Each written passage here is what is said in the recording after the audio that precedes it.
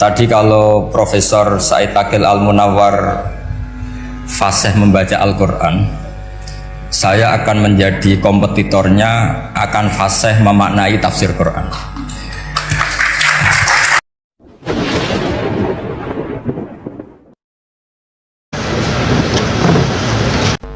Assalamualaikum warahmatullahi wabarakatuh.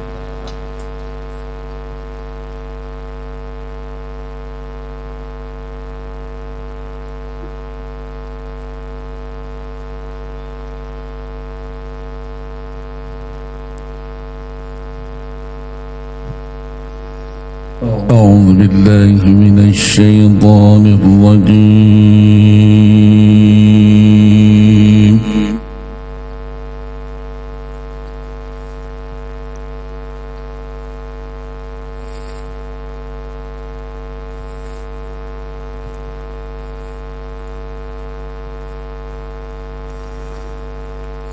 بسم الله الرحمن الرحيم.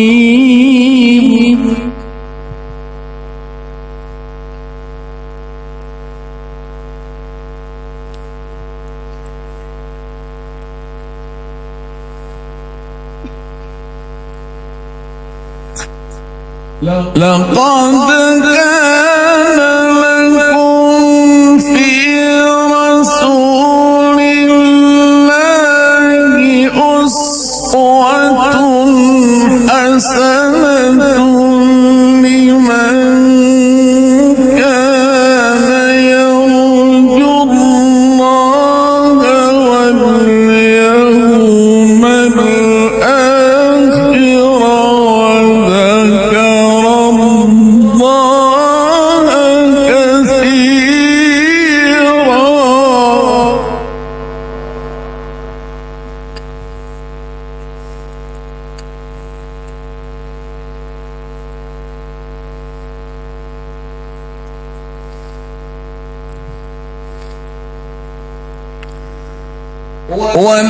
ولما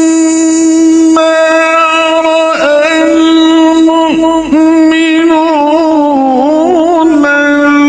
الأحزاب قالوا هذا ما وعدنا الله ورسوله وصدق الله ورسوله.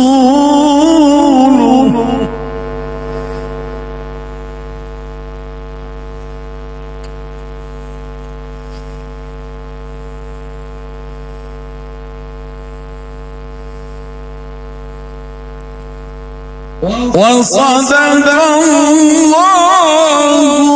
ورسوله وما زادهم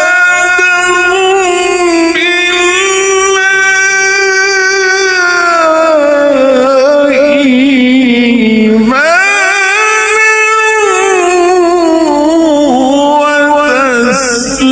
وتسليما.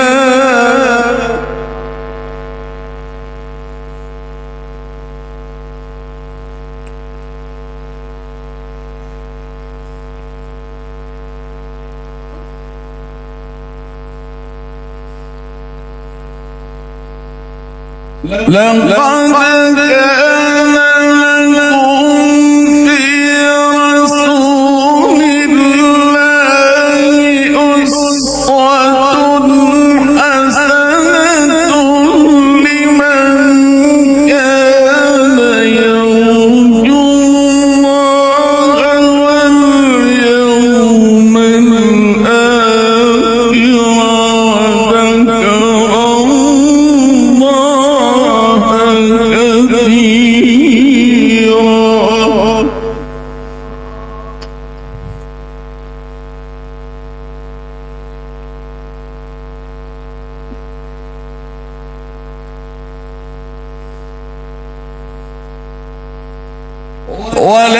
ولما رأى المؤمنون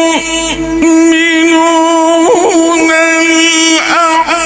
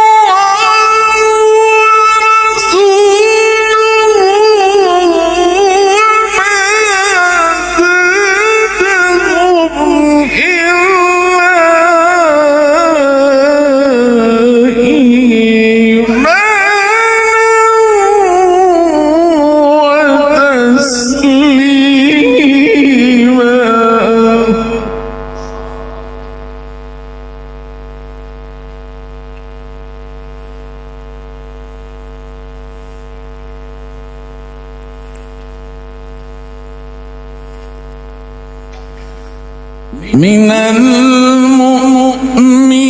المؤمنين رجال صدقوا ما عاهدوا الله عليه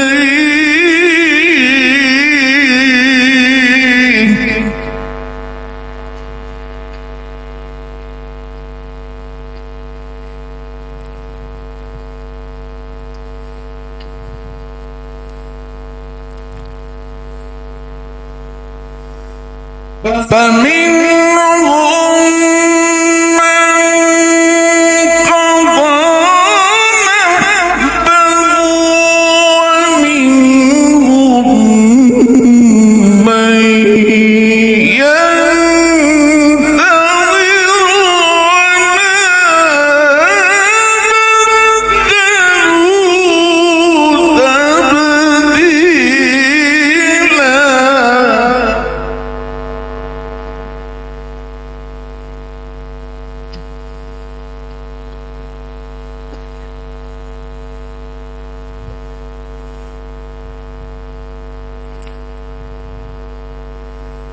من المؤمنين رجال صدقوا ما عاهدوا الله عليه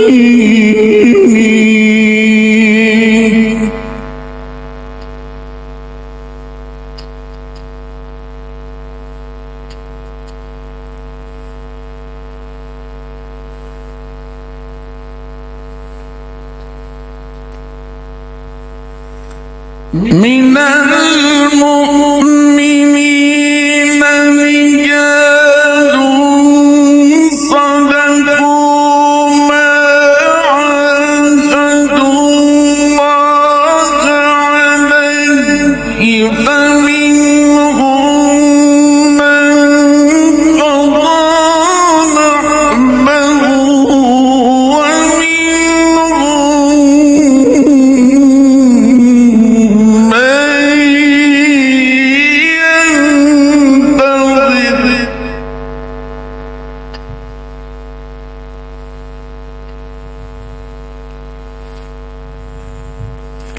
وما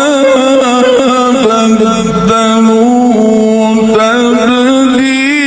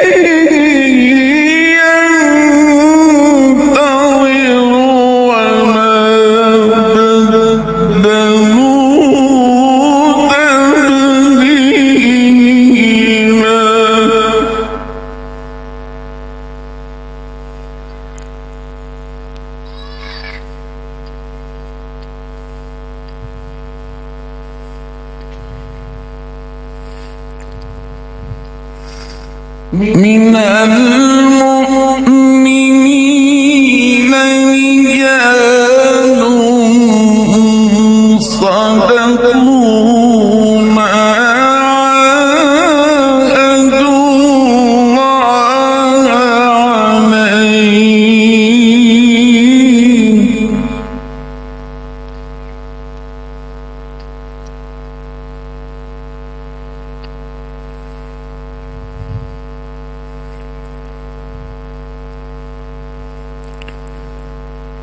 فمنهم من قضى نحبه ومنهم من ينتظر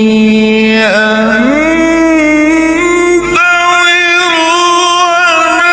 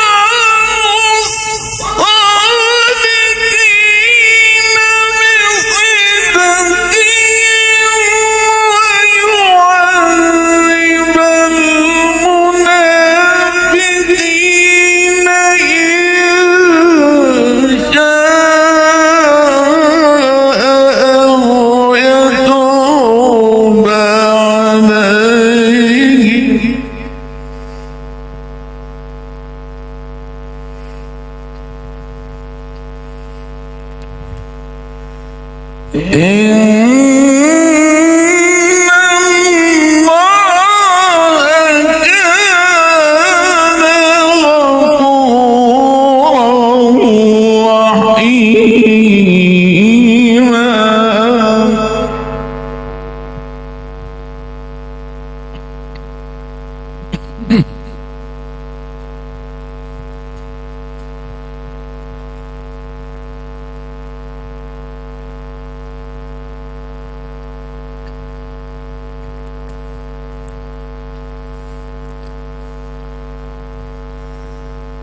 بسم الله الرحمن الرحيم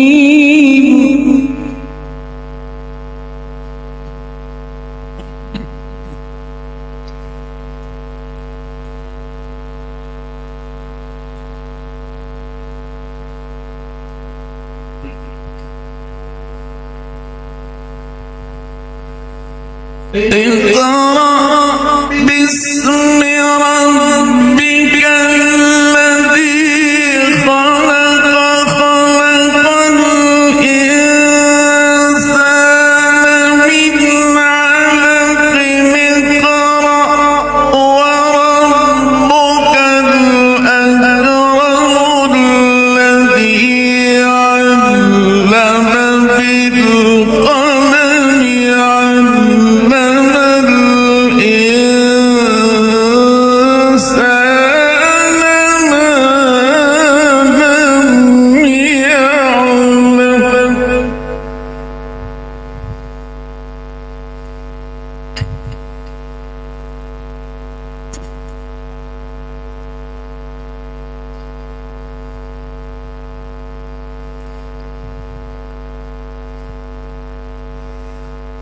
اقرأ باسم ربك الذي خلق خلق الإنسان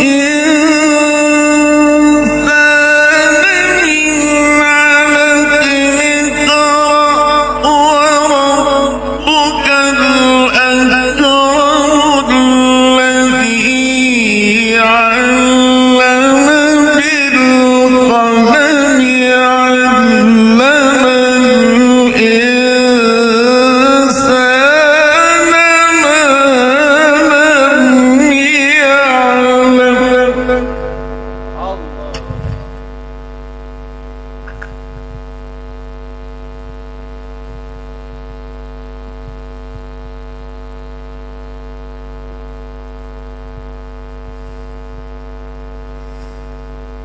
بسم الله الرحمن الرحيم قل هو الله أحد الله الصمد لم يلد ولم يولد ولم يكن له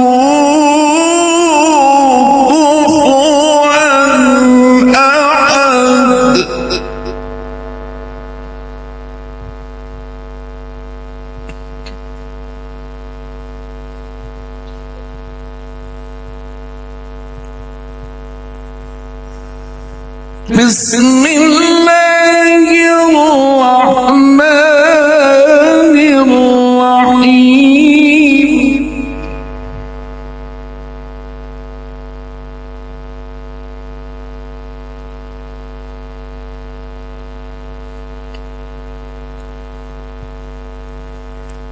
قل أعوذ برب الفلق من شر ما خلق ومن شر غاسق إذا وقب ومن شر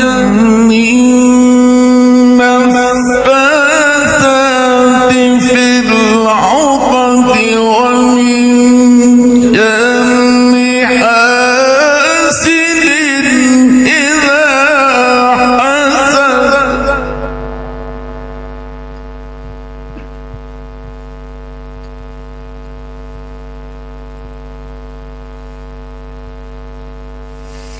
بسم الله الرحمن الرحيم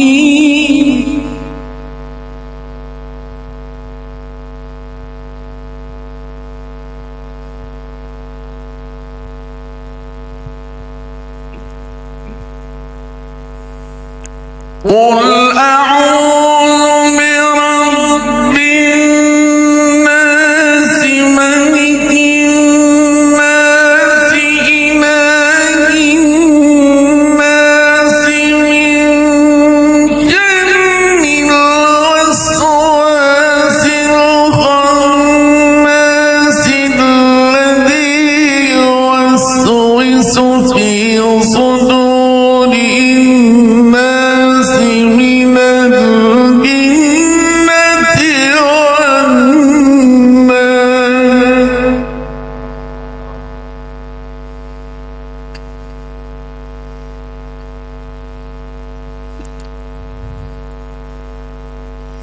الذي يوسوس في صدور الناس من الجنة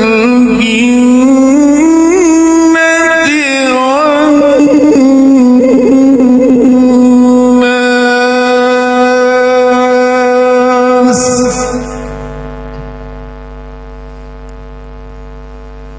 صدق الله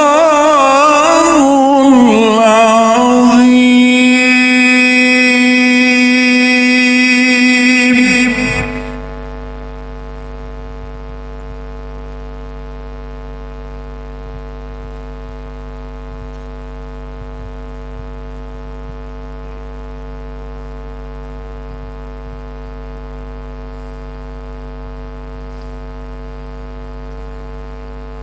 كفى لأهل البيت عز لا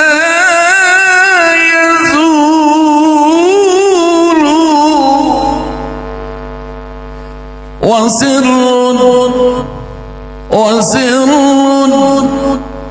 لا تحيط به العقول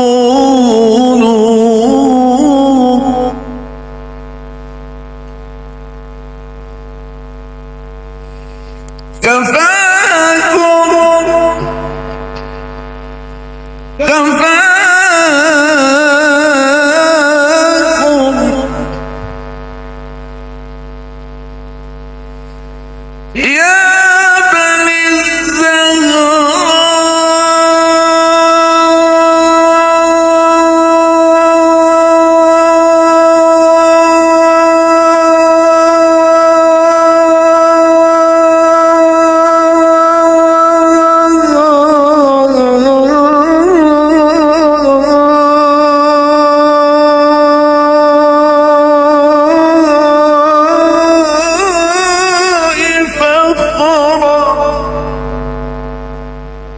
إذا ما قيل جدكم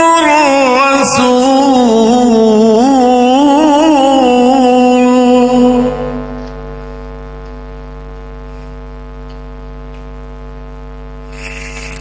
أبوكم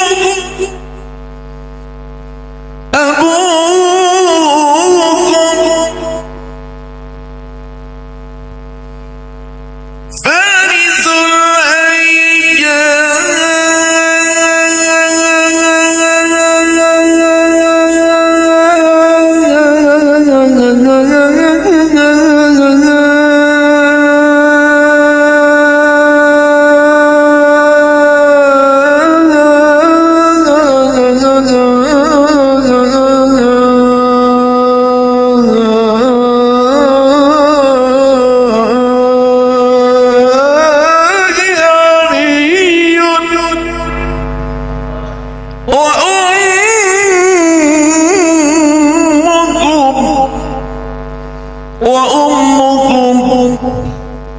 وأمكم مطهرة البتول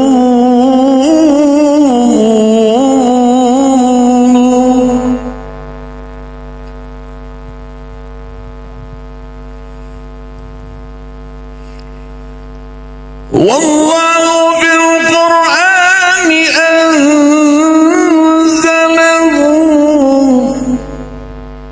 والله في القرآن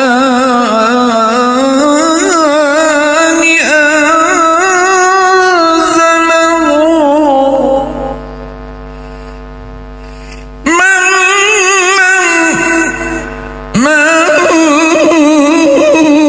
لم يصلي عليكم من لم يصلي عليكم فلا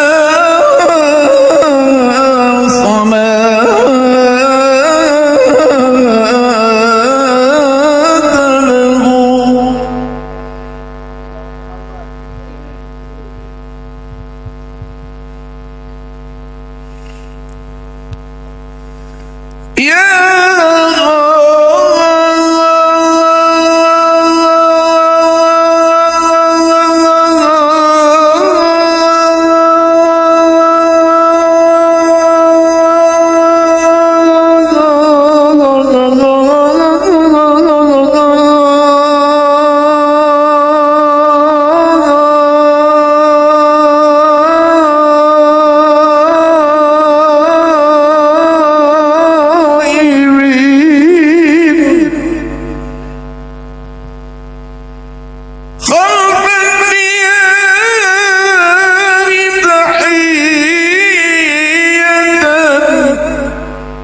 خلف الديار تحية كيف السبيل إليكم كيف السبيل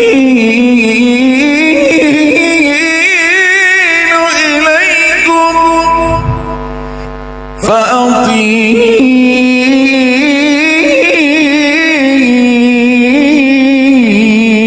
فأطيعوا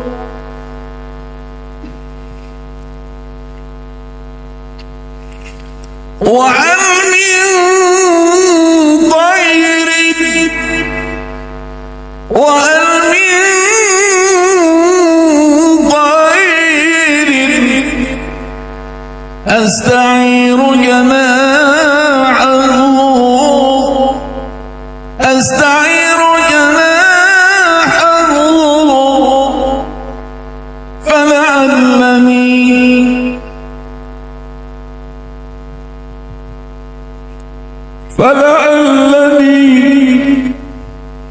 فلعلني بجناحه نحو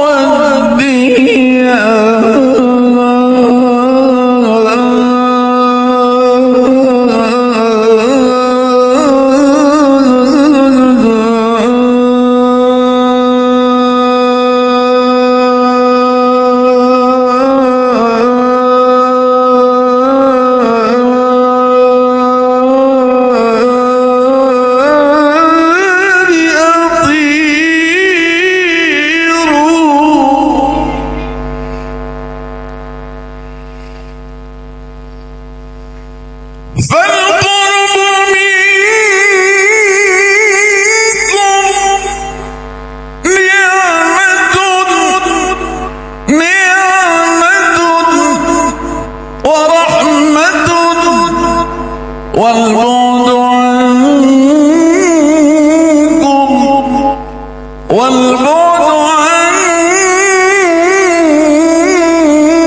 عنكم مؤلم وعسير.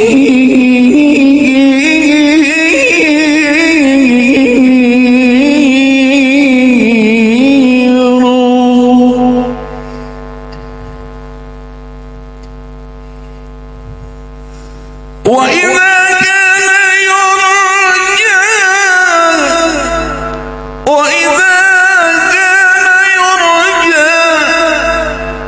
بالدموع في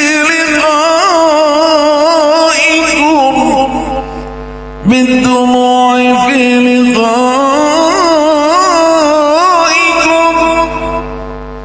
لجرت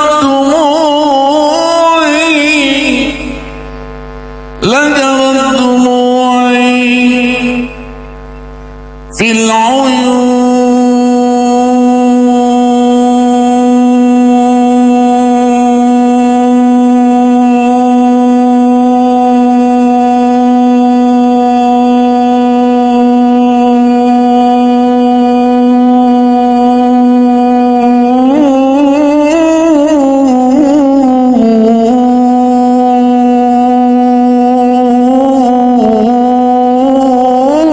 غزير.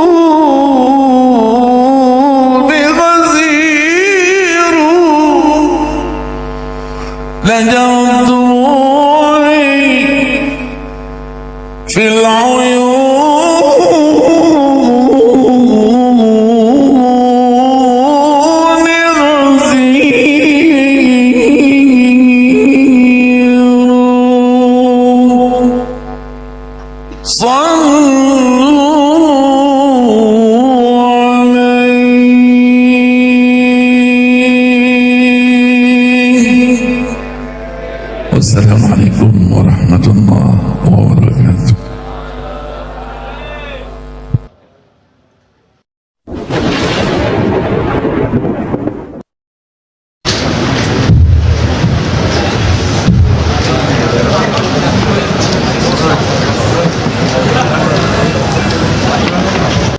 Assalamualaikum warahmatullahi wabarakatuh.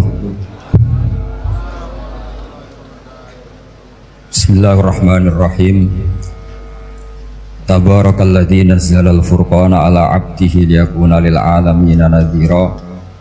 Allahumma shalli wa sallim ala sayyidina maulana Muhammadin wa ala alihi washabbihi asma'in, amma ba'du.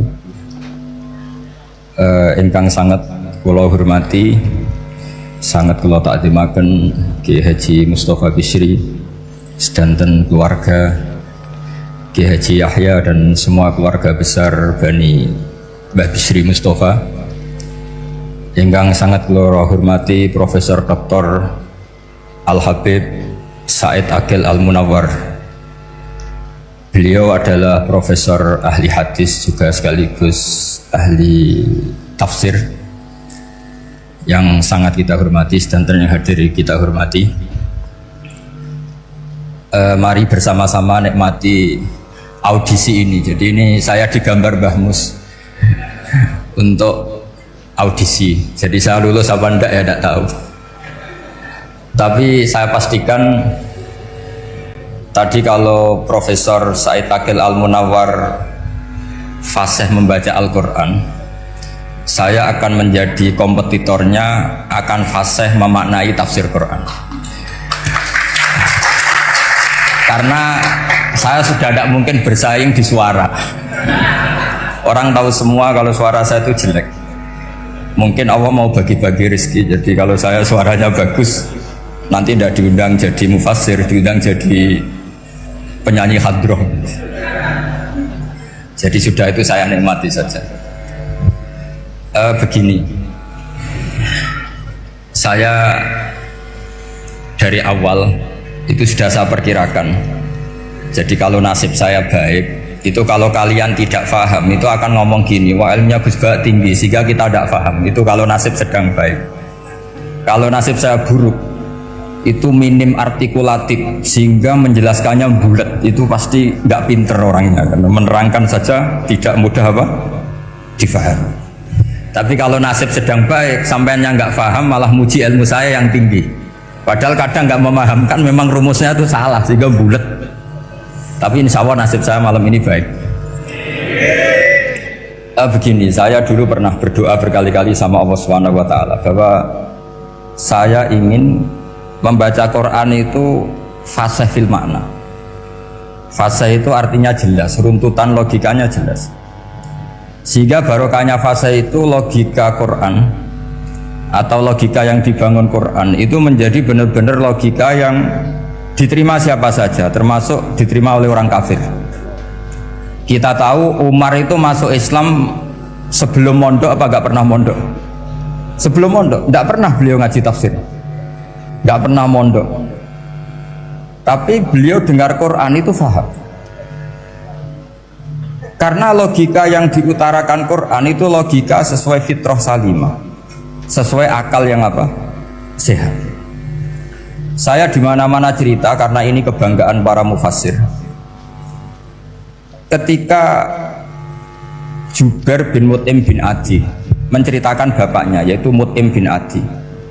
Beliau adalah orang yang sangat pintar sekali sehingga didelegasikan oleh kafir Quraisy untuk jadi negosiator di Asra Badrin. Jadi perang Badar itu kan ada Asra Badrin, orang-orang kafir yang ditawar Islam. Kemudian orang ini diutus untuk jadi negosiator. Singkat cerita pas datang ke Madinah, pas Rasulullah SAW baca surat Wattur wa kitabim mastur fi raqim mansur sampai ayat am khuliqu min ghairi syai'in am humul khaliqun, sampai ayat am khalaqus samawati wal ard. Di ayat itu Allah menceritakan kalau Tuhan-Tuhan yang kamu anggap Tuhan itu sebagai Tuhan, misalnya Lata, Uzza, Manat, nggak apa-apa kata Allah. Tapi kata Allah, saya minta bukti prestasi mereka apa kalau sebagai Tuhan itu. Apakah pernah ikut menciptakan langit bumi? Atau kalau nggak bisa menciptakan urun, kata Allah, urun semen sak-sak, kata Allah, sementing urun. Sehingga logika lalu terbangun, prestasinya apa Tuhan-Tuhan yang kami tuhankan itu? Kata Allah, Qul ara'aytum ma tad'una min dunillah aruni madza khalaqu minal ardi am lahum syirkun fis samawati. Kalau mereka Tuhan, tunjukkan prestasinya ke saya, kata Allah. Apakah mereka terlibat dalam penciptaan langit dan bumi? Atau kalau nggak bisa menciptakan 100%, kata Allah setidaknya urun. Ya tadi urun semen, am lahum syirkun fis samawati. Syirkun maknanya urunan. Lalu ketuhanan berhala, Uzza dan sebagainya batal karena ayat ini. Orang kafir berpikir wah ini tidak Tuhan karena nggak punya prestasi apa-apa. Lalu mereka secara ekstrim malah berpikir ateisme, tidak mengakui adanya Tuhan. Kalau nggak diakui adanya Tuhan, berarti alam raya ini dimulai dari ketiadaan. Logikanya berarti begini, hadhil maujudat khalaqahal adam. Langit yang karuan wujud, bumi yang karuan wujud, hewan-hewan yang karuan wujud, matahari, rembulan, lautan semuanya wujud. Kemudian semua maujudat ini dirumuskan khalaqahal adam, diciptakan oleh ketiadaan. Pertanyaannya adalah mahwal junun asyaddu min hada, kegilaan apa yang lebih parah ketimbang ini? Karena sesuatu yang wujud dimulai dari sesuatu yang tidak wujud. Berarti sama dengan mengatakan hadhil maujudat khalaqahal adam. Semua yang enggak ada ini diciptakan oleh sesuatu yang enggak ada. Jadi semua yang ada diciptakan oleh sesuatu yang enggak ada.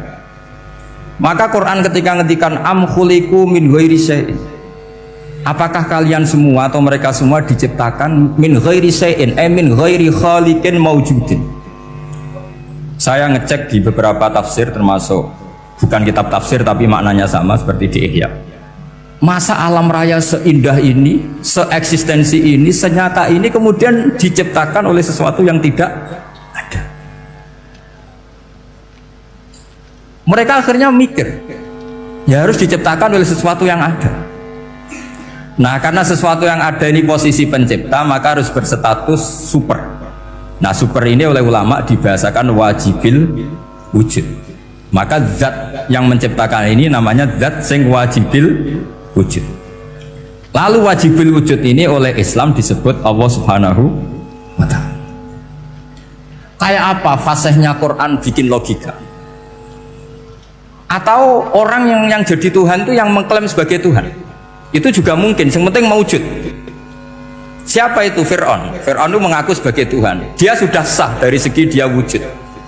Namanya orang wujud, punya eksistensi, mungkin berkreasi. Saya ulang lagi, namanya orang wujud, punya eksistensi, tentu mungkin berkreasi. Tapi pertanyaannya begini, ketika Musa tanya, pertama ditanya Musa, lalu kamu kalau menyembah selain saya, nyembah siapa? Kata Musa, Rabbul Alamin. Siapa Rabbul Alamin? Rabbus samawati wal ardi, yang menuhani langit bumi. Terus kata Fir'aun, tidak jawab, manggil Haman. Haman, kamu kan arsitektur, coba ibnili sorhal ali abluhul asbab. Ya Haman ibnili sorhal ali abluhul asbab. Bangunkan sebuah piramida yang tinggi, la'ali attali'u ila ilahi Musa, saya ingin melihat Tuhannya Musa. Lalu kemungkinan Tuhan di bumi, kata Fir'aun, ma'alim tulakum min ilahin ghairi, kemana-mana saya melihat yang jadi Tuhan saya. Musa ngerti kalau Fir'aun ini pekok cara bahasa Jawa itu menerangkan sifatnya Allah itu dengan sifat yang sederhana, tapi justru dengan sederhana ini Fir'aun tidak bisa jawab. Terus Nabi Musa ganti argumentasi, Rabbukum wa Rabbu abaikumul awalin, yang nuhani nenek moyang kamu, leluhur kamu. Itu terperangah, kagetnya bukan main Fir'aun. Karena para umatnya, para punggawanya lalu berpikir, kalau ini Tuhan berarti buyut-buyutnya nggak ada Tuhan, kan Tuhannya datang terlambat. Makanya Pak Jokowi kalau dituduh PKI nggak terima. Saya ini tahun lahir tahun berapa gitu, pas ada PKI itu masih 4 tahun, masa ada PKI balita? Ini enggak, ini ada Tuhan balita, Tuhan terlambat. Pertanyaannya adalah kalau Fir'aun itu Tuhan, lalu bapaknya, mbahnya, buyutnya Tuhannya siapa? Makanya ketika Allah disifati Nabi Musa, Rabbukum wa Rabbu abaikumul awalin, yang nuhani nenek moyang kamu, itu kagetnya bukan? Dan semenjak itu banyak punggawa Fir'aun yang iman. Ini yang akhirnya nanti jadi waqala rajulun mu'minum min ali fir'auna yaktumu imana, atau yang menjadi ayat wajah rajulun min aqsal madinati yas'a. Kenapa mereka menjadi iman? Karena logika Fir'aun Tuhan itu gugur, runtuh bisori khil hujjah, dengan logika yang sangat transparan. Jadi ini perlu belajar tauhid. Jadi kalau sampean sudah kalah suara, jangan kalah logika. Kalau sudah kalah suara, kalah logika, jangan kalah tinggal mendengar saja kok tidak paham bangunnya itu. Jadi ini sering saya utarakan, makanya banyak ulama mengatakan fasihu ibaratil Quran itu bukan sekedar notnya atau sajaknya, kalau boleh dibilang sajak, tapi karena runtutan cara berpikirnya. Maka kelihatan sekali di tema-tema Quran, ketika nyifati Allah Rabbus samawati wal ardi tidak mengalahkan Fir'aun, justru dengan sifat yang ringan Rabbukum wa Rabbu abaikumul awalin bisa mengalahkan Fir'aun. Nah, kenapa sekarang orang tidak fasih baca Quran? Karena tadi perangkat itu tidak cukup. Saya berkali-kali matur, juga sering matur Mbah Mus, saya itu sekarang masih belajar Al-Ibris, Mbah Misbah, Marbawi, semua khazanah tafsir, baik yang bahasa Jawa, bahasa Melayu, itu masih saya pelajari. Termasuk saya pelajari lughatnya, mulai lughat yang setengah benar sampai macam-macam. Saya tadi matur sama Profesor Said Akil Al-Munawar, memang bacanya harus urut, Said Akil Al-Munawar. Karena sekali salah saya takil sirat. Sebenarnya nggak apa-apa, ini sama-sama orang alim. Cuma tidak tahu nasib di publik ini, nggak tahu saya ya, macam-macam lah gitu. Namanya orang banyak, nggak usah dijelaskan. Tapi semuanya baik. Saya pernah ketemu Pak Said Akil Sirat itu bilang gini, Gus, orang jadi wali itu sebabnya dua. Mungkin kalau kayak jenengan banyak pecintanya, yang doakan banyak. Kalau saya banyak yang benci, wah itu ngirangi dosa gitu kan. Batinku dasar wong alim bener wah. Jadi beliau nikmati memang itu. Karena babanya beliau itu sama dengan babah saya yang dari keluarga Kudus. Buyut saya itu kakaknya buyutnya Pak Said Akil. Jadi makanya jangan pernah benci orang alim. Orang alim bulet atau kayak opo itu masih saja punya alasan. Saya itu dengar Kiai Bisri, cerita Kiai Bisri itu tidak ada yang serius. Dulu ketika ada polemik haji yang mu'alim, itu orang kumpul semua di sini. Kata Kiai Bisri, sudah nunggu Mbah Fadl. Mbah Fadl sudah di rumah. Ngiranya orang itu ya Mbah Fadl rawuh dileteh. Setelah lama Mbah Fadl tidak datang. Loh Kiai Bisri, Mbah Fadl tidak datang. Lah ya di rumah. Lah mana aku tidak ada? Ya di rumahnya sendiri. Karena beliau nggak pernah bilang di rumahnya. Orang saja yang kepikiran kalau itu rumah leteh. Itu mirip seperti guyonannya Rasulullah SAW. Nabi itu kalau guyon itu tidak pernah bohong. Makanya di tiba itu disebut wayam zahu wala yaqulu illa haqqan. Nabi itu ya guyon, tapi nggak pernah bohong. Yang bohong kan khayal kamu. Masyhur itu ada orang sepuh sowan Nabi. Di kitab saya itu perempuan, tapi di beberapa kitab lelaki. Saya tidak tahu pastinya berapa. Biasanya ahli hadis mentahmilkan taat dudul kisoten atau taat dudul wakiaten. Oke, kita bayangkan itu perempuan. Ya Rasulullah, saya ini tergesa-gesa, nanti takut kemalaman. Ini orang sepuh. Jadi jangan kamu bayangkan Nabi Suwani wong ayu nom nanti jadi hok. Orang sepuh. Oh di sini aja, tidak usah tergesa-gesa pulang kata Rasul. Nah nanti gimana, saya jalan kaki ya Rasulullah sampai kampung saya itu nanti malam. Kata Nabi, la ahmilan naki alab hinako. Santai saja, nanti tak pinjemin anaknya unta. Kata perempuan tadi, ma fa'altu bibnin nako. Apa yang bisa saya lakukan dengan anaknya unta? Sudah tenang saja kata Nabi. Setelah mau pulang, disiapkan unta, ya unta tua, unta layak dinaikin. Ya Rasulullah, ini kok unta tua? Katanya anaknya unta. Nabi dengan santai, oh masih tua ya anak unta. Jadi itu menafsirkan anaknya unta cilik itu kan pikirannya kamu kan. Sebetulnya anak unta itu ya tua pun anak unta. Maka saya itu yang termasuk bangga. Nasib saya nanti insya Allah kayak Gus Mus, kayak Gus Dur, sampai tua dipanggil Gus. Tapi saya niatnya lebih buruk supaya nanti kalau saya salah pantas ngijek Gus. Tapi dalam kompetisi kadang Gus itu kalah. Itu dulu di Pondok Sarang tuh kalau ke WC itu antri. Itu yang di WC didodok supaya cepat keluar. Ayo cepat keluar, saya Gus. Dikira teror Gus itu yang di WC menjadi takut. Yang dalam WC gak kalah, saya malah kiai. Iya. Jadi memang kacau kalau sudah logika itu kacau. Tapi di Ihya kitab yang populer dikaji di pesantren, itu ada babnya. Qadiyat itu pengarang tentang betapa wajibnya takdim sama Rasulullah. Tapi punya bab mizahun Nabi, guyonan-guyonannya Kanjeng. Cuma Nabi seninya tadi wala yaqulu illa haqqan. Meskipun guyon itu enggak pernah bohong, itu butuh seni itu. Bohong apa guyon tapi tidak pernah bohong. Tapi umatnya ada saja yang pernah niru, ya termasuk Kiai Bisri tadi. Sudah nunggu Mbah Fadl, sudah di dalam. Ketika ditunggu ternyata ya dalamnya Mbah Fadl sendiri, bukan di dalam apa? Leteh. Ada seorang raja yang gemar kawin karena orang Arab gemar kawin. Itu setiap ada perempuan cantik ingin dinikah. Nikah itu masih baik, jadi sama ndak usah anti. Soal kamu dengki sama orang poligami itu ya hasut gitu. Yang layak biar poligami asal ada yang mau dan siap-siap ada tambah satu hilang satu biasanya. Singkat cerita dia itu cinta sama seorang perempuan. Nah perempuan itu ditanya-tanyakan sama pemuda situ ajudan dia, gimana saya boleh nikah itu? Jawabannya tadi kaifa tankihuha wa qad ra'aitu qabbalaha rajulun kok kamu nikahi gimana? Saya pernah melihat dia itu dicium seorang lelaki. Kamu itu seorang raja, masa nikahi perempuan yang pernah dicium seorang lelaki? Wah itu miso-miso raja. Udah enggak. Saya ini raja muslim soleh, masa nikahi orang yang pernah dicium lelaki? Suatu saat si pemuda ini menikahi perempuan itu. Mangkelnya bukan main, karena dia saingan sama raja, gak mungkin menang. Satu-satunya menang itu bikin hoax tadi itu. Ini cerita ini di Ithaf, di sarahnya Ihya. Kamu kira di cerita Alfu Yaumin wa Lailatin Abu Nawas, enggak, ini cerita di Ithaf. Kitab yang sangat sakral karena sarahnya apa?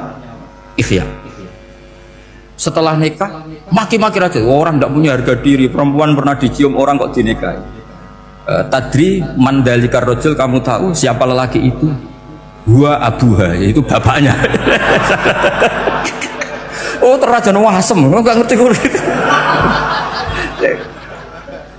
Jadi apa? Kiai dulu itu rileks. Sehingga saya datang ke sini ketika diminta sama Mbak Mus. Sebenarnya nggak diminta, diperintahkan. Karena pasti pakai agak-agak otoriter gitu. Karena di atas kita, jauh di atas kita. Mbah Mun guru saja manggil beliau Lek. Karena kita tahu Mbah Mus punya ibunya itu binti Khalil Harun. Mbah Khalil itu, saya punya manakibnya banyak tentang Mbah Khalil Harun. Jadi beliau itu adiknya Umar Harun. Mbah Umar Harun itu dulu alim-alimnya Ki Sarang. Setelah Mbah Ghazali itu Mbah Umar Harun, termasuk Mbah Khalil Harun yang ngaji sama kakaknya Umar Harun.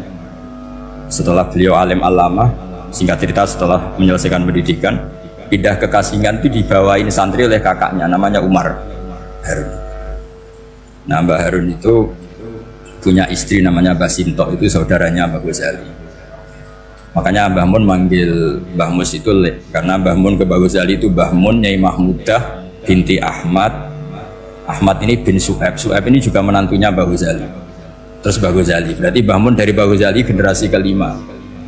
Kalau Mbah Mus kira-kira ya Mbah Mus, Nyai Bisri, Mbah Khalil. Nah Nyai Sinto ini sudah saudaranya apa? Mbah Ghazali. Berarti Mbah Mun dengan Gus Mus itu kalah satu tokoh di urutan nasab, makanya manggil apa? Lek. Tapi Mbah Mus orang baik, tidak pernah manfaatkan itu. Yang sering manfaatkan Mbah Nawawi itu. Karena pernah sepuh itu, wah sembrono kalau sama saya itu. Saya di mana-mana itu digosipkan murid beliau. Ya saya ikhlas saja. Itu satu-satunya harga diri Mbah Nawawi, ya saya ikhlas. Saya ikhlasnya. Jadi karena memang saya manggil beliau juga memang pernah nyembah. Buyut saya kandung itu namanya Maimunah, itu mbaknya Mbah Dowi. Jadi saya ini juga Bani Lasem. Buyut saya kandung namanya Maimunah, istrinya Mbah Umar bin Arabi. Melahirkan mbah saya sampai ibu saya sampai saya. Saya teruskan. Jadi cobalah Quran itu dibaca secara fasih. Kalau ingin baca fasih caranya gimana? Kamu harus belajar balaghah, belajar lisanul Arab, belajar mantek, belajar logika. Kalau logika itu tidak sampai, cari muhalnya. Ini fatwanya Said Robdon Al-Buti, juga fatwanya semua ulama usul fikih. Saya ulang lagi ya, kalau logika kamu nggak paham, cari sisi muhalnya. Saya ulang lagi, cari sisi muhal. Misalnya kamu angan-angan tentang Allah nggak dok, sedurungnya Allah itu sopo. Misalnya kamu angan-angan gitu. Sama agama tentu itu dilarang, tapi orang filsafat tetap saja nyari itu. Lalu hentikan pencarian itu, yaitu tadi katakan saja hadhil maujudat yastakhilu ayyakhluqahal adam. Sesuatu yang maujud tentu nggak mungkin disebabkan oleh sesuatu yang tidak ada. Fa innal adama la yu'atsiru aslan wa la yakhluqu aslan. Namanya sesuatu yang nggak ada pasti tidak berstatus pencipta. Namanya saja nggak ada. Akhirnya la budda min ayyasbiqu hadzal alam maujudun. Maka alam ini harus didahului sesuatu yang maujud. Lah maujud ini yang oleh Islam disebut Allah Subhanahu wa Ta'ala. Sudah selesai di sini. Tinggal delok TV, tinggal ngopi, turu sampai setannya setruk karena nunggu mau bikin was-was itu lagi. Loh saya itu termasuk kiai paling sering lihat sinetron. Kadang ya lihat Mak Lampir itu sering dikasih. Sampai istri saya itu protes, Gus, dengan kata orang banyak orang alim kok senengane delok Mak Lampir. Karena setan mau menggoda saya tentang berpikir Allah. Jadi dia ngenteni. Kok malah mikir Mak Lampir gitu. Setelah lihat Mak Lampir biasanya saya itu lapar, terus makan. Habis makan tidur. Setannya masih nunggu mau was-was. Ternyata saya habis bangun ngopi lagi. Kadang lihat berita orang ditangkap KPK, macam-macam. Ini penting saya utarakan supaya setan itu tidak menang. Jadi ciri utama setan itu kata Rasulullah SAW, setan ini goda umatku, hadhil jibal khalaqaha Allah, hadhil ardo khalaqaha Allah, hadhil bihar khalaqaha Allah, faman khalaqaha Allah. Itu makanya banyak orang jurusan filsafat keblinger karena tanya Allah itu siapa. Kata Rasulullah, jika sampai ini maka kamu harus berhenti. Lo berhenti tanpa dialihkan ke yang lain kan susah. Tinggal aja lihat dulu sinetron. Ya paling gampang ya malam kan ada takut-takutnya sedikit. Karena kalau lihat sinetron anak-anak milenial itu kalau ada artis cantik sampai nangis. Karena istri kamu tidak seperti itu. Jadi ini trik ya. Trik supaya melihat TV tapi tidak nyesal. Makanya saya milihnya Angkring Darmo, Mak Lampir. Ya saya nggak mikir maknanya, butuhnya setan ben mangkok gitu. Karena ngenteni saya mikir itu, ternyata tidak mikir itu lagi. Jadi makom saya itu beda, sama-sama lihat sinetron. Mungkin saya jadi wali karena lihat sinetron. Mungkin ya. Makanya banyak wali itu nggak bisa diduga. Banyak orang jadi wali itu justru karena makan, justru karena melakukan hal-hal yang cara orang banyak itu salah. Itu Abu Yazid Al-Bustami itu pernah tanya sama Allah. Kamu nggak usah bayangkan caranya tanya gimana. Enggak wali ya enggak tuh. Sudah ada usah tanya itu. Tanya gini, ya Allah, orang sesregup saya dalam ibadah sedekat ini sama jenengan. Lalu saingan saya dekat jenengan masuk surga itu siapa? Sama Allah ditunjukkan orang yang tidur. Itu tidur yang. Ya teman kamu yang tidur di kamar. Nggak terima Bu ya, ini gimana kok bisa setingkat saya orang tidak tidur gitu. Yang saya ibadah terus istighfar terus. Tapi jawabannya Allah nih, woi ibadah terus itu mergo wedi aku. Jadi kan nganggep aku itu rodok-rodok jahat gitu. Iki tuh ratu mergo yakin aku apian, mulane ditinggal turu. Jadi sampean jangan tiru makom saya ketika tidur. Itu punya kelas khusus. Tapi jangan tiru, ini cerita saja, sampean tidak harus niru. Karena sampean kalau niru itu harus ada Abu Yazidnya. Abu Yazid sudah nggak ada. Tapi itu ilmu. Ilmu yang cocok tidak cocok harus kita kaji. Saya tadi jagungan sama beliau, sama Profesor Said Akil Al-Munawar. Beliau cerita sebetulnya sekolahan saya itu tentang usul fikih, tapi terkenal saya Profesor Tafsir.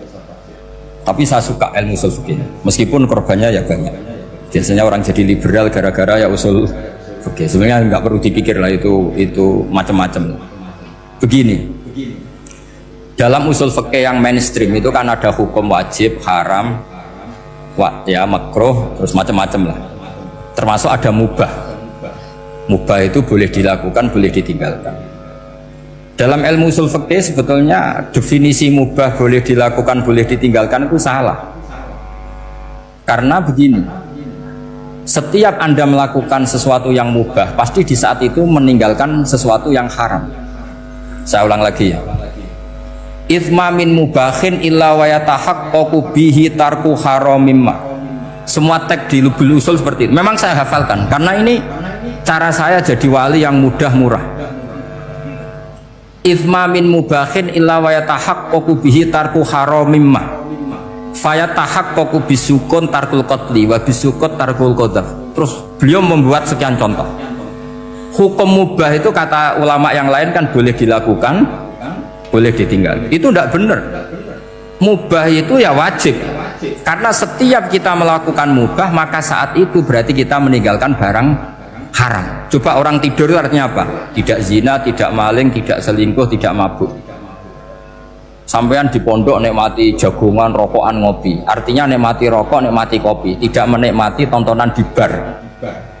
Makanya kita berharap malaikat tuh belajar usul fikih sehingga ketika kita rokok di pondok dilihat hada taroka melihat bar, wahada taroka melihat dangdutan, wahada. Jangan sampai malaikat bilang gini, dasar kere rakra delok. Itu repot kalau sampai begitu. Nah, kalau mubah itu artinya tarkul haram. Tarkul haram itu wajib apa sunat? Wajib kan? Berarti setiap orang melakukan mubah hakikatnya melakukan wajib dan itu artinya dapat pahala. Salah sampean ngajine ra khatam, dadi nglakoni mubah iku mengira tetep mubah. maka berbahagialah orang yang ngajinya khatam. Makanya setahu saya kiai-kiai Mbah Mun ya sering guyon. Setahu saya Mbah Mun kalau ketemu Mbah Mus ya guyon terus. Guyonnya ini adalah waminal qutbi kata Imam Ghazali. Qutbu hadzal al istildad bil mubahat. Poros agama ini pada akhirnya adalah nikmati sesuatu yang dibolehkan Allah Subhanahu. Orang itu kalau fasik, mau makan siang aja kalau nggak ditemani perempuan cantik nggak bisa makan. Mau jalan-jalan kalau nggak ditemani perempuan cantik nggak bisa jalan-jalan. Kalau kiai-kiai itu enggak. Gujluk-gujlukan wis seneng ira karuan. Dulu terkenalnya Kiai Bisri, Kiai diundang katanya mau ada menteri. Ternyata menterinya ya beliau tidak masak antok di sini.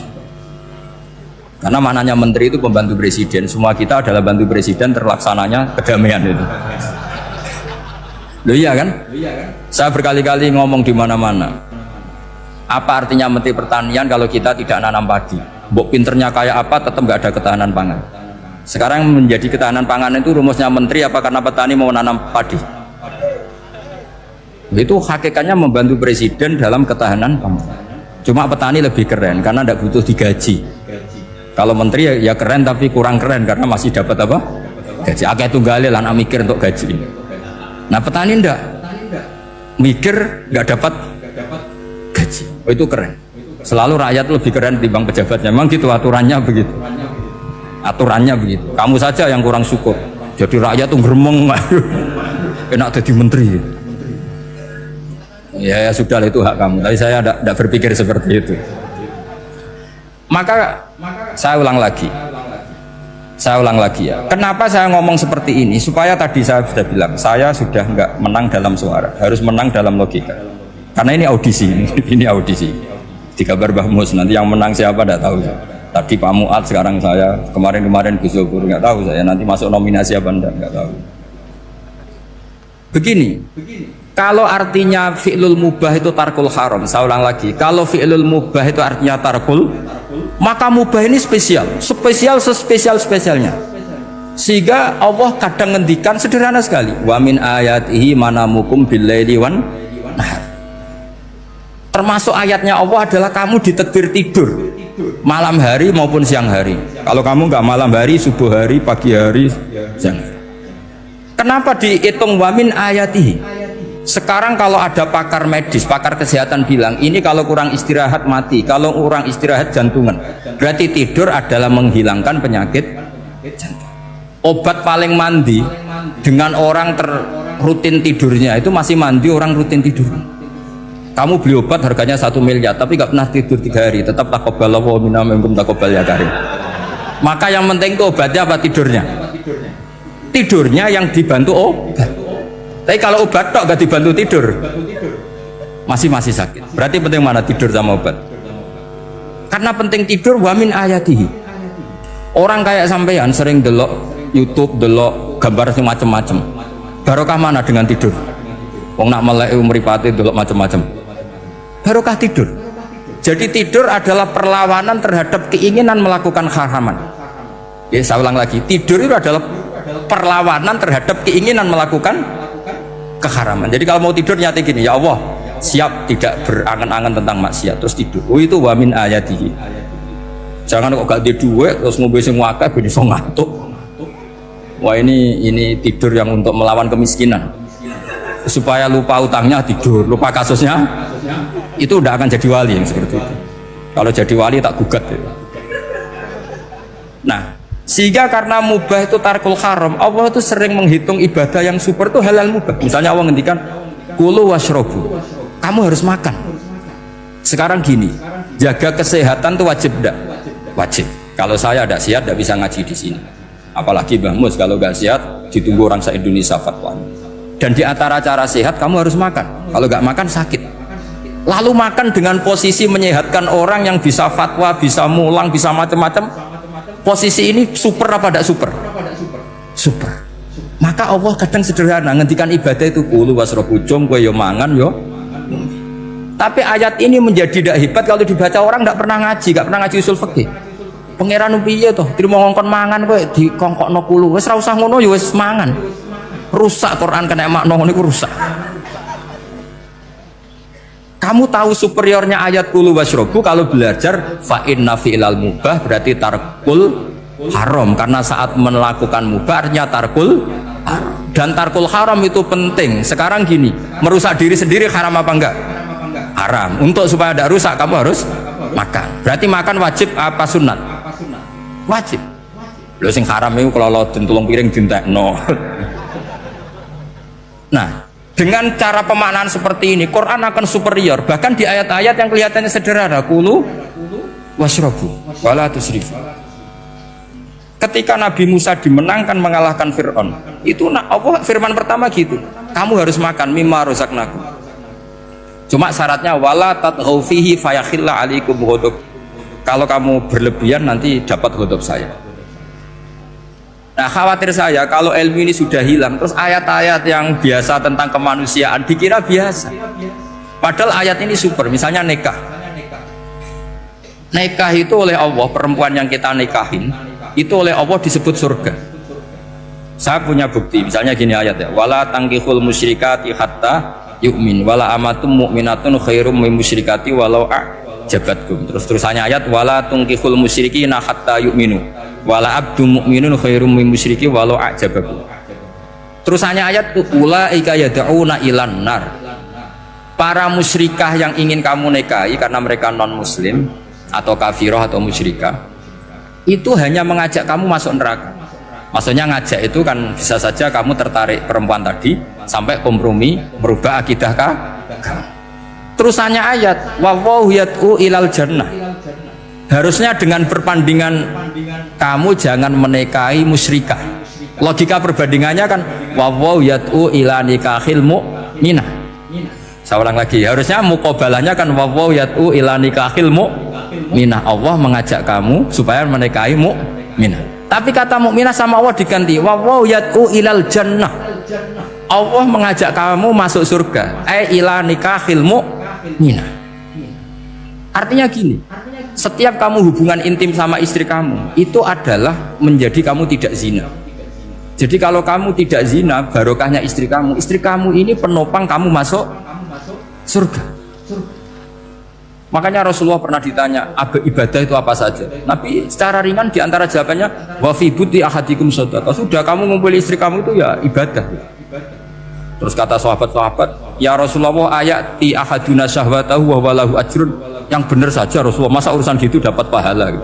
Nabi jawabannya ya enteng, alai salawatu fi haramin aka'ana ali wisrun. Kalau dia salah yang dikeloni kan ya dosa. Berarti kalau ngeloni yang benar juga pahala. Berarti istri kamu itu jannah surga. Cuma jannah yang agak aneh karena rewel itu agak aneh. Jadi itu jannah yang agak aneh. Maka supaya jannah ini tidak aneh, kata Rasulullah itu cara bersuami istri itu kata Rasulullah halla jariyatan tula ibuka wa tula ibuka. Sebagian riwayat halla jariyatan tudhahikuha wa tudhahikuka. Kamu cari perempuan yang gampang guyon, gampang rileks. Mula abah itu rileks, mudhahaka ya rileks. Saya berkali-kali cerita, saya ini termasuk orang yang nggak pernah diskusi penting sama istri saya karena takut tegang. Biasanya kalau tegang itu yang suaminya kalah. Jadi saya itu nggak pernah diskusi penting. Saya kemarin mau ke Pasuruan ya, mau ke Peloso itu ditanya mau kemana, ya nggak tahu. Terus pulangnya kapan, ya nggak tahu. Wong kok rohan. Ya saya seneng saja. Nggak roh itu artinya kan bodoh. Orang bodoh itu nggak mukallaf, artinya nggak dosa kata saya. Jadi saya ngambil hikmahnya saja. Anda tahu, ditakoi kok jawabannya ora jelas. Ora jelas itu misteri. Memang dunia itu penuh misteri. Pokoknya tak itu. Pokoknya yang kira-kira itu jadi tidak penting. Rasulullah tuh kalau debat sama istrinya ya milih gitu, milih mula abah mudhahaka. Saya punya sekian cerita betapa Rasulullah tuh rileks ngadepin cemburu-cemburunan. Sayyidah Khadijah tentu orang yang super bagi Rasulullah. Sampai ketika adiknya Sayyidah Khadijah, kalau nggak salah namanya itu Halah itu, kalau datang itu Rasulullah itu menjamu karena mengingatkan suara Khadijah. Kalau muji Khadijah itu sudah langit Rasulullah. Sehingga Aisyah itu cemburu. Bagaimana anda selalu muji Khadijah? Waqad abdalakallahu khairan minha. Allah mengganti yang lebih cantik ketimbang Khadijah dan lebih muda. Maksudnya Aisyah. Kenapa masih muji yang sudah meninggal? Tua lagi kan? Gantian Sayyidah Fatimah yang tersinggung karena ibunya ditua-tuakan. Itu ketika Fatimah cemburu, mangkelnya sama Sayyidah Aisyah. Mangkel manusiawi loh. Nggak usah kamu jadi Syiah terus benci Aisyah itu. Karena kalau kamu jadi benci Aisyah berarti kamu nganggap Aisyah itu salah. Dan itu efeknya di Rasulullah, berarti Rasulullah milih istri yang salah. Makanya kita ini madzhabnya ahli sunnah. Abu Bakar tidak mal'un. Kenapa tidak mal'un? Kalau kamu bilang Abu Bakar mal'un, berarti Rasulullah salah pilih teman.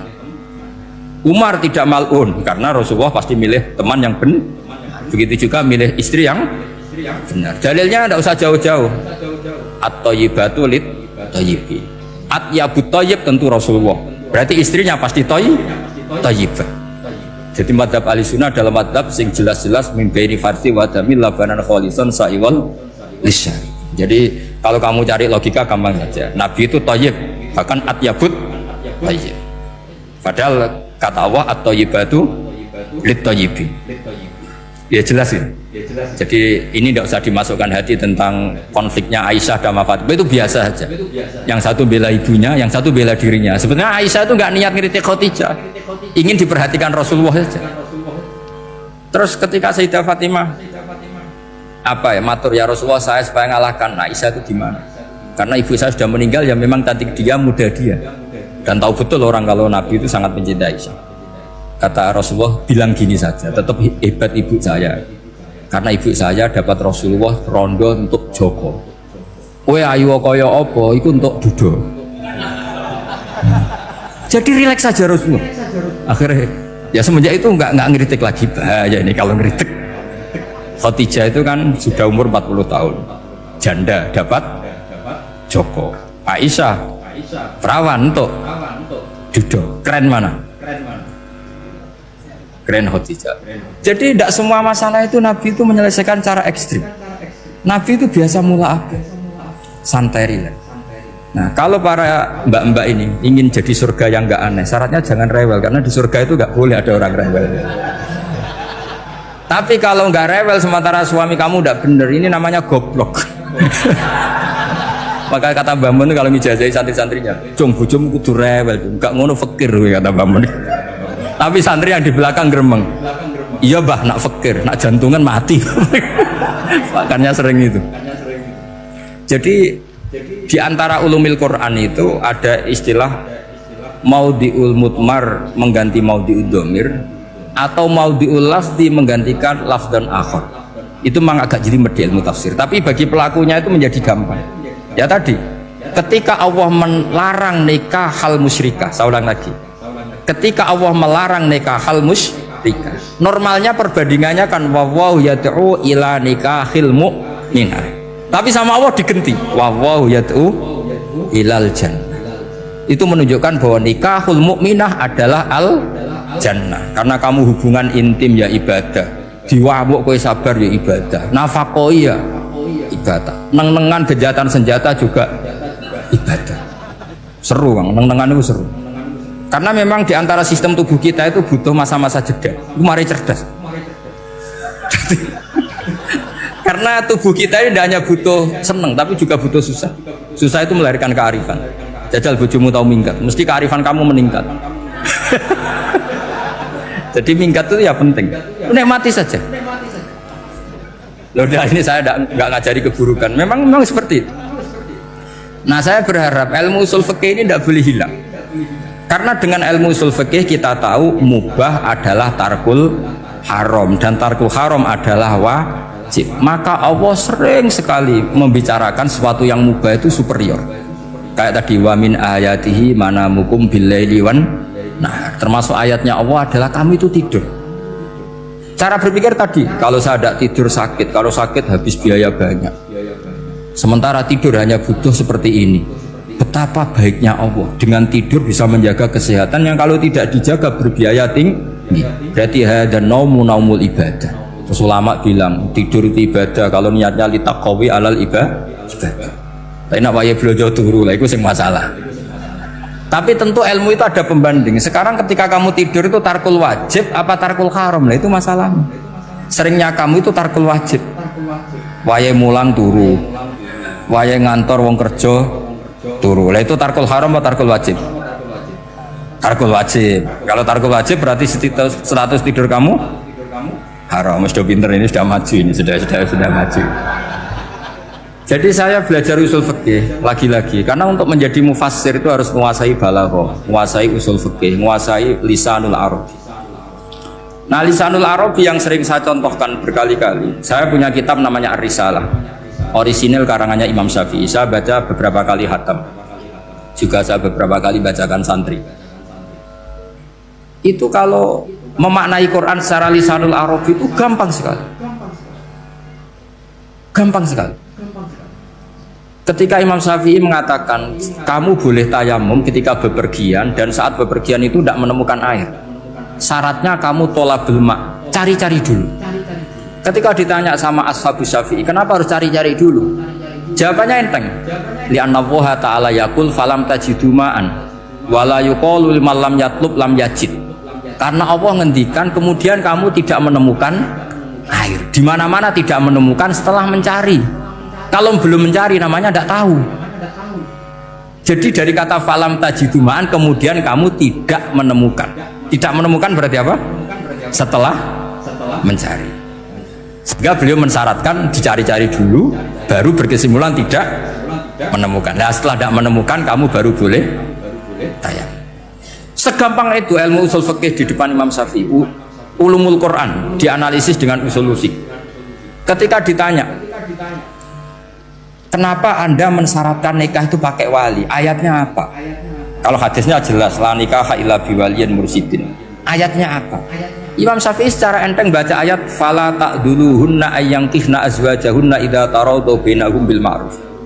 Jika wanita yang kamu waleni, saya ulang lagi, jika perempuan yang kamu walikan, misalnya kamu punya anak yang umur 20 tahun ingin nikah sama seseorang, sing seseorang ini layak, ya misalnya kiai ya apal alfiyah. Tadi kata Mbah Mus itu muridnya Mbah Khalil itu alfiyah diwolak-walik apa. Saking seringnya belajar alfiyah kata beliau sampai santri apal alfiyah wolak-walik tapi raro carane jamak kosor. Karena dulu pondoknya mau pondok nahwu. Jadi kayak di ngelirap itu. Tonggone nganti apal fa'ala yaf'ulu fa'lan. Cinone weh apal saking bedino itu ujiane ra selawatan fa'ala yaf'ulu fa'lan wa ma fa'lan wa fa'ilun. Jadi pondok ya macam-macam. Itu saya tadi sampai mana itu? Tentang apa? Wali, apa wali nikah kan? Di bab fikih, saya ulang lagi di bab fikih. Itu kata Allah, jika perempuan yang kamu walikan itu ingin nikah, fala ta'duluhunna, jangan kamu larang. Kata Imam Syafi'i, kalau seorang wali tidak punya hak mewalikan, maka larangan jangan menghalangi itu tidak ada gunanya. Misalnya gini, Zaid itu tidak punya utang saya ulang lagi, Zaid tidak punya utang saya. Memang ini ilmu logika, Zaid tidak punya utang saya. Terus sampean bilang ke saya gini, Gus Bah, Zaid ojo tagih. Itu omongannya wong aneh apa enggak? Aneh kan? Tapi kalau Zaid punya utang saya 1 juta, terus kamu menasihati saya, Gus Zaid ojo tagih, benar apa enggak? Wali itu punya hak melarang. Saya ulang lagi, wali berarti punya hak melarang putrinya tidak nikah. Jika diperintahkan Allah, kamu jangan pernah melarang. Berarti punya hak melarang. Kayak tadi, Gus ojo tagih, berarti aku dia hak nagih. Misalnya otoritas bandara ATR, pesawat Boeing sekian-sekian Lion, bolehkan landing di sini, karena operatornya punya hak melarang. Juga punya hak mengizinkan. Tapi kalau orang lain kamu bilangin pesawat Lion nggak boleh landing di Semarang, orang lain yang nggak terkait dengan otoritas itu, aneh nggak omongan itu? Aneh. Kalau wali dilarang menghalangi perempuan ingin nikah harus memberi izin maksudnya, maka berarti wali punya hak menikah. Paham yang saya maksud? Makanya Imam Syafi'i mensyaratkan seorang perempuan yang nikah harus pakai wali. Jadi segampang itu. Kitab Ar-Risalah menerangkan ulumul Quran. Dan dalam banyak hal ulama dulu itu, makanya saya tadi berjanji, karena Quran itu bisa kamu baca fasih, kamu dengerin suara enak ya enak, kamu dengerin logika yang enak ya enak. Jangan sampai kamu udah dua-duanya. Suaranya sudah ada enak, logikanya tidak enak, itu kacau namanya. Ketika Imam Syafi'i ditanya, bagaimana hukumnya uzubah? Uzubah itu gak nikah. Padahal ada hadis faman rohiba an sunnati falesa. Kata Imam Syafi'i ya gak apa-apa. Kenapa? Fa inna Allah ta'ala dzakara 'abdan sholihan wa qala wa sayyida wa hasura wa nabiyya minas sholihin. Allah menyebut nabi yang soleh, dan di antara nabi yang soleh itu ada yang berstatus hasur. Hasur itu tidak ada keinginan sama perempuan, akhirnya tidak nikah. Berarti tidak nikah itu boleh karena ada nabi yang tidak nikah. Segampang itu dulu. Saya punya kitab, saya ini baru gencar-gencarnya kampanye kitab Syajaratul Ma'arif. Karena memang kitab itu bagus, menurut saya simpel dalam memahami Quran.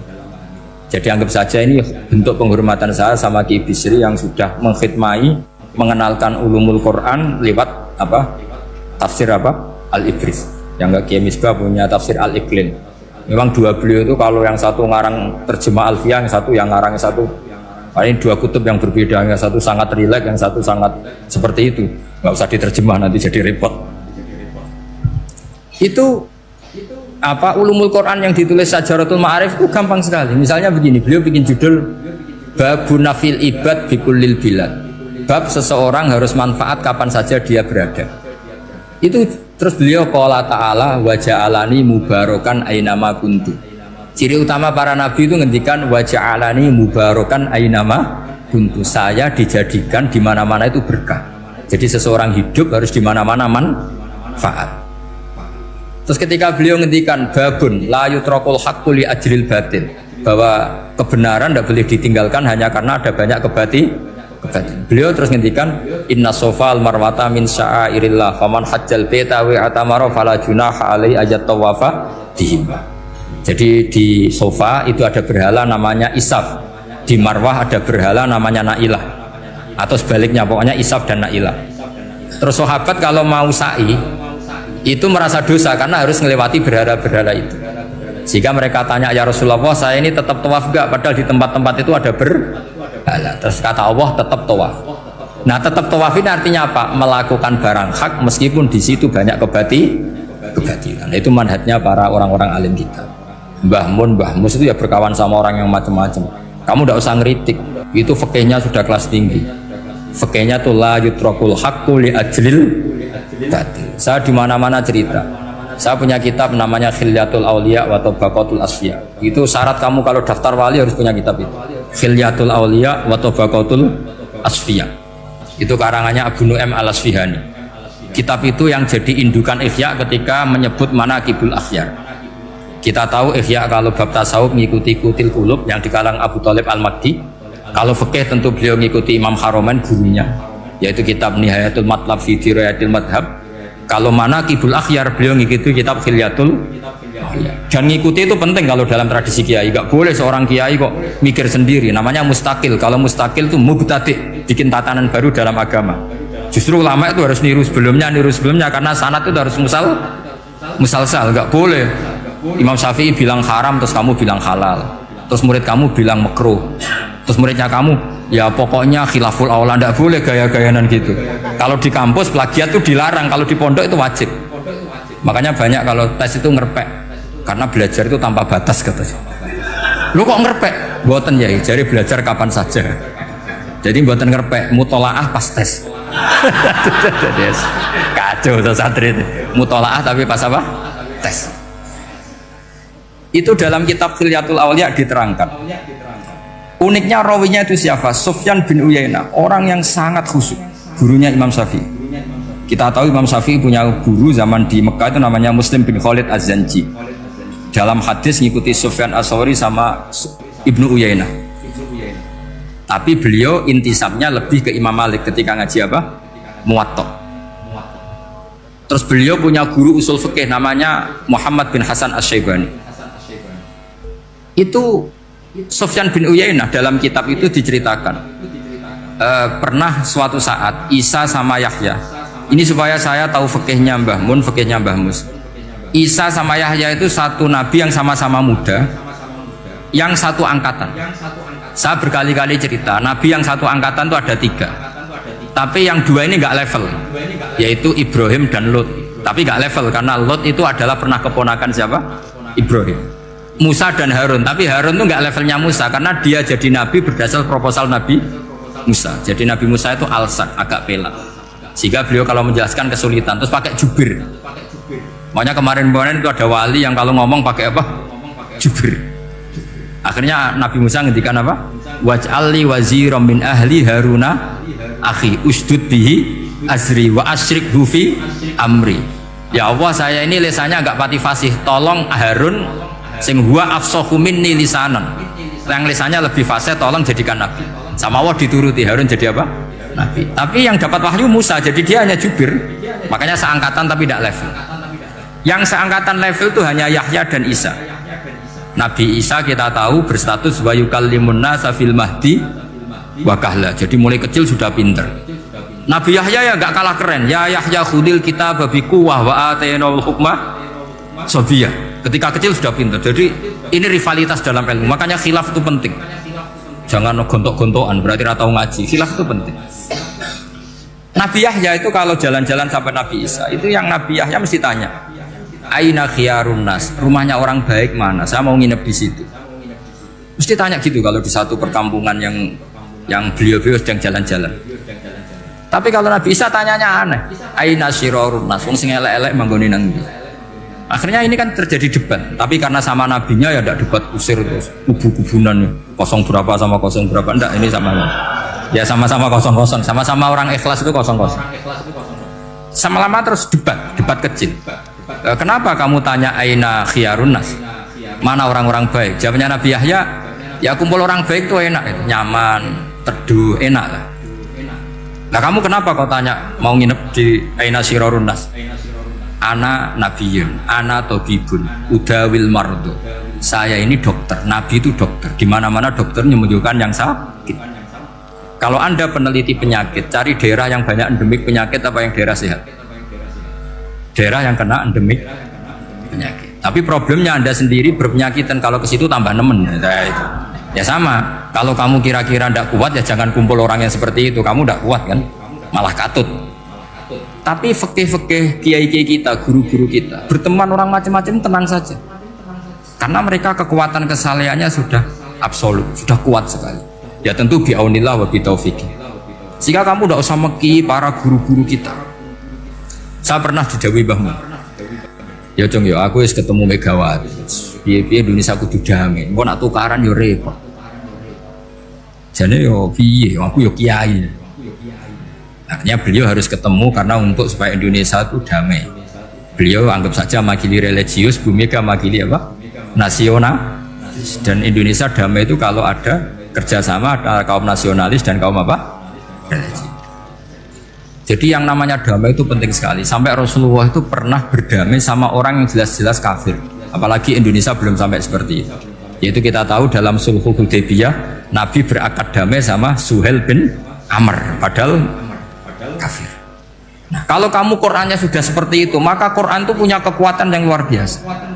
Ketika Sayyidina Ali konflik sama Sayyidina Muawiyah itu dirumuskan kita berdamai. Setelah kita berdamai, terus ada pertanyaan begini. Lalu orang yang sedang konflik itu nak ketemu raine, roh raine gue serasa seneng. Ning dinggon jenenge konflik ketemu raine gue serasa seneng. Oke, kita pakai mediator, kata Sayyidina Ali. Akhirnya Sayyidina Ali pakai mediator, Muawiyah pakai mediator. Terus orang Khawarij bilang, dalilnya apa mediator itu? Nggak ada Qur'annya. Itu orang Khawarij. Sama nggak usah tanya. Kalau orang sekarang yang apa Gus? Wah itu mari fitnah, itu provokator berarti tanya gitu. Singkat cerita, terus Sayyidina Ali itu agak marah karena beliau terbentuk oleh Quran. Itu spontan Sayyidina Ali baca ayat wa in khiftum shiqaqa bainihima fab'atsu hakaman min ahli wa hakaman min ahliya. Jika suami istri menghadapi konflik, di mana-mana konflik roh raine kan gak seneng, maka yang keluarga lelaki kirim mediator, yang keluarga perempuan kirim. Terus dari Sayyidina Ali, wa ummatu Muhammad a'dhamu min amri rajulin wa imra'atin. Umatnya Muhammad lebih serius ketimbang urusan lelaki dan perempuan. Wong suami istri saja kalau konflik butuh mediator, apalagi hadhil segampang itu mereka istidlal. Jadi mediator dalilnya mana ya? Dalilnya wa in khiftum shiqaqa bainihima fab'atsu hakaman min ahli wa hakaman min ahli. Dulu Quran itu seperti itu. Ya sekarang problemnya Quran itu tidak dikaji seperti itu, sehingga fasihul ibarat atau fasihul akli atau balaghatut ta'aqqul itu enggak ada. Makanya saya ini pengagum kitab Ibnu Hajar Al-Asqalani yang nyari Bukhari. Kata Ibnu Hajar Al-Asqalani, termasuk mukjizatnya Quran adalah al-iltizat al-aqli. Akal itu menjadi nyaman. Itu uniknya yang dicontohkan seperti ngaji saya malam ini.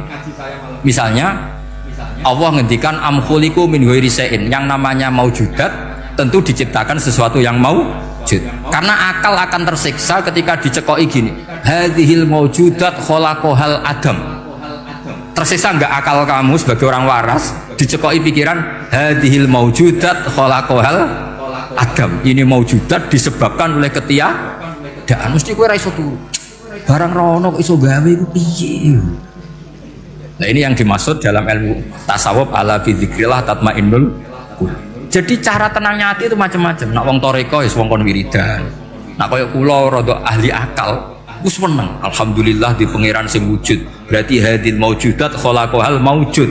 Berhubung maujud ini pencipta berstatus super. Super itu dalam agama disebut wajibul wujud atau musabbibul asbab atau kausa primamboh lah sauning-uning. Sing penting itu ora hadil maujudat khalaqahal adam. Makanya kata beliau, Nabi itu bukan sekedar jamal suratan, ganteng secara perawakan secara fisik enggak, tapi juga Nabi punya jamalul akal. Akalnya itu nyaman. Yaitu kita disuruh iman dengan sesuatu yang memang kita nyaman. Seperti kita disuruh iman bahwa alam ini diciptakan oleh Allah, oleh al-maujud yang super. Kan terus nyaman. Coba kalau kamu diajarin Islam, alam ini yakini yang menciptakan adalah ketiadaan. Oh, kamu kuliah sampai profesor sampai dokter pusing, ini ajaran apa? Sesuatu yang tidak ada menyebabkan sesuatu yang ada. Ya, itu namanya termasuk ajaran ini indah karena ada al-iltizat al-akli, kenyamanan apa berpikir karena terusnya. Ya saya kira demikian, ini audisinya selesai. Assalamualaikum warahmatullahi wabarakatuh.